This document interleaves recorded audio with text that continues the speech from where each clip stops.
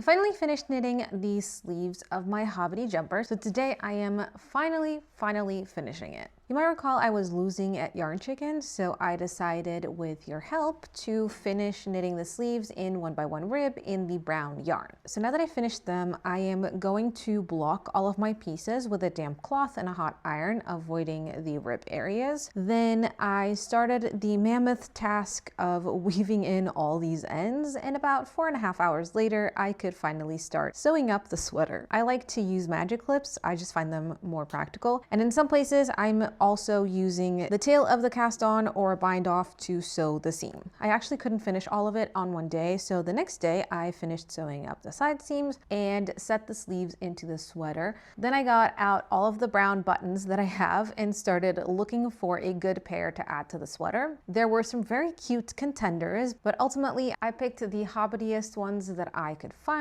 This is what the finished sweater looks like. I think it turned out really cute, and I am very proud of myself for finishing it and like figuring out a very make do and mend, you know, sort of solution to the sleeve problem. And I do think I learned a lot with this one, which is obviously really good, but I also have some things I would like to do differently next time. And there will be a next time because I love making this sweater. It's very fun. I think while the length of the sleeve turned out perfectly, because I shortened it, I don't think I did enough increases. It's a little bit like more fitted than I would want in a winter sweater. But if I'm shortening it, which I will be, I have to also kind of make the increases closer together so I end up with the same amount of increases and, you know, don't lose the puffy sleeve as I did this time because I chose all wool yarns. It's very warm and it's very comfy. I'm currently wearing only 2 layers, which is unheard of for me in winter. I'm totally comfortable, so I don't think this is going to be an issue